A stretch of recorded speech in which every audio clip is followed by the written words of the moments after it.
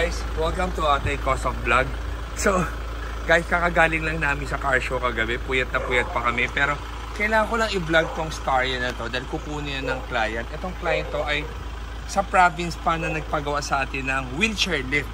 Okay guys, itong wheelchair lift na to, panibagong supplier natin na diba usually ang wheelchair lift natin ay nanggagaling doon sa side, which is dito bumababa. Kaso in this case, ito yung top of the line ng Starya. Sayang naman kung ito ang tatanggalin mo dahil napakaganda ng original seats ng Starya. So yung client na to, yung PWD nila sa family, gusto talagang umupo sa harapan. So, well, first time namin kinabit tong wheelchair lift na to, nasa harap na nakakabit. So guys, ito siya. So, using the stock seats of your Starya, para yung mukha pa rin siyang original, pati yung upuan niya, yung height lang ng Starya na to, ginawa naming mas mababa compare sa original kasi iniiwasan mo tong headroom na to. So guys, papakita ko sa inyo. Pero bago ko upuan, papakita ko rin itong sidings na ginawa namin. Pinalitan rin namin tong sidings ng original. Yung original niya, meron siyang, di ba, yung sa speaker, merong yung nandito. Hindi namin siya pwedeng ikabit dahil babangga siya pag bumaba itong wheelchair lift. So we have to modify this one para lang makababa ng tama. At the same time, yung lock niya dito, kailangan mo tanggalin yung lock niya para bumuka siya ng ganyang kaluwag. So technically, ang original kasi ang bukas is parang ganyan lang eh. So kailangan mo bumukas ng ganyan. So ang i-demo ko sa inyo, ito. So using the original seats, dito namin nilagay itong controller na to. So again, all we have to do is to press this one. So nakakatawa, from time to time, marami kami namimit na bagong supplier na pinapabenta sa amin yung wheelchair lift nila. Tingnan mo itong headroom na to. Itong headroom na to, 5'10 ako, pero tingnan mo, hindi ko kailangan yumuko. Yan o, para sumakto. Saktong-sakto, gabuhok ang tawag. Pero pag 5'11 ka, medyo kailangan mong gumanon na. Pero pag 5'10, tingnan mo to ha. Tapos, yun yung ginawa namin dito ha. Without touching that ha, saktong-sakto yan eh. Baga parang eskwalado. Yan. So mukha siyang tatama na, pero yung arm mo nandito yun ha. Yan o, gabuhok lang rin yung distansya niya. Pero pag bumaba na siya dito,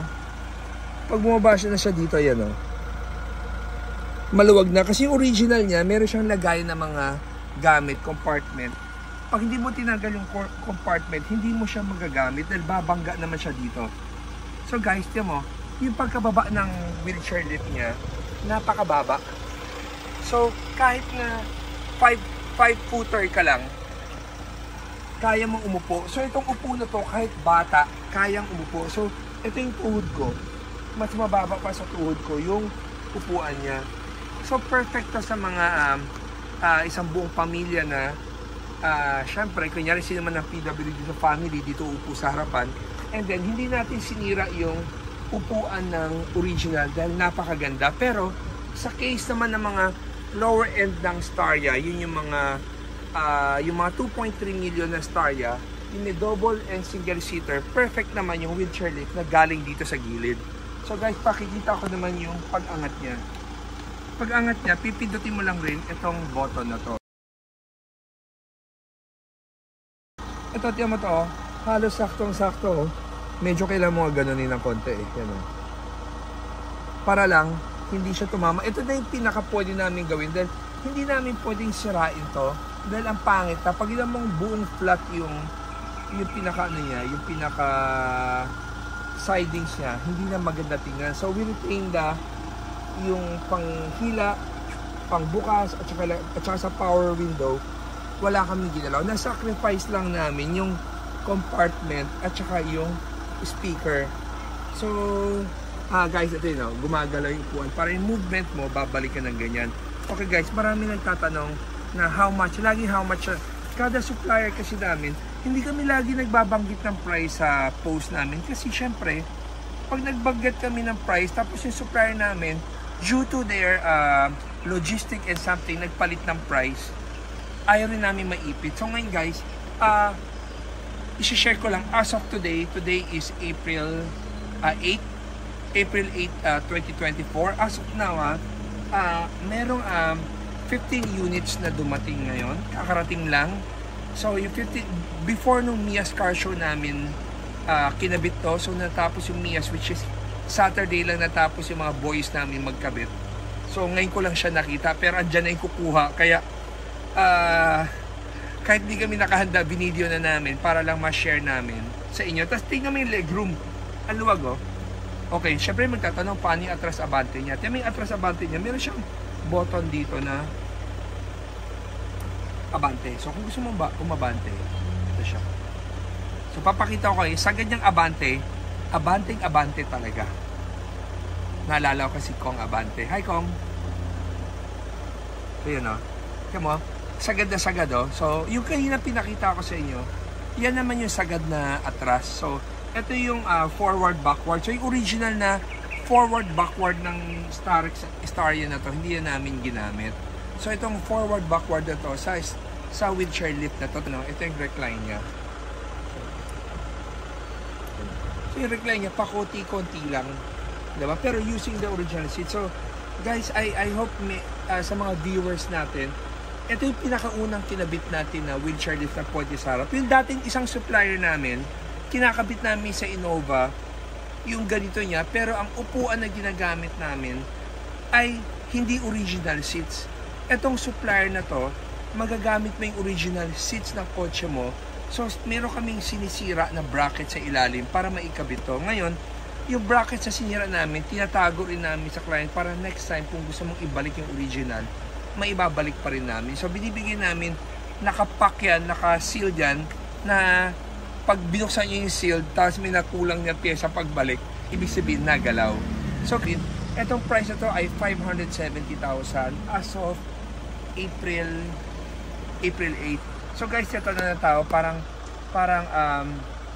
pag na-check nyo sa online yung mga ganitong wheelchair lift, talagang panay ganyan talaga ang price. So, may nagtatanong sa amin, paano ba maging mura? So, sa mga viewers natin na kunyari kailangan nyo lang na magpa-therapy, hindi nyo man kailangan bumili ng wheelchair lift, may mga van kami na pinaparent na wheelchair lift na pwede nyo gamitin kaysa bumili kayo nito. So, pinaparent namin siya ng 5,500 per biyahe.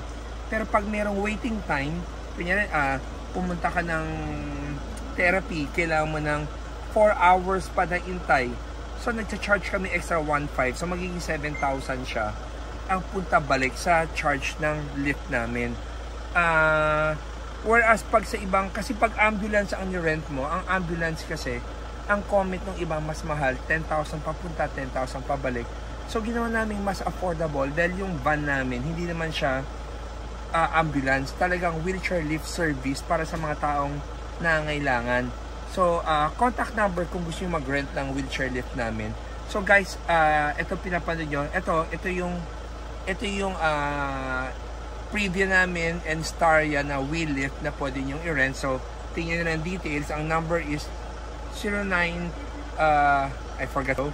Or tingnan nyo na lang, hindi ko kabisado yung number, pero para if you want to rent. Ngayon naman, sa mga gustong bumili na hindi ma-afford ito, meron ding paraan. Pwede kayo bumili ng ramp, pero sasayangin nyo lang yung space sa likod. Then, bibili kayo ng ramp. Meron kaming video, i-refresh na lang namin sa inyo. Ipapakita ko sa inyo. Kung kaya, ito yun, no?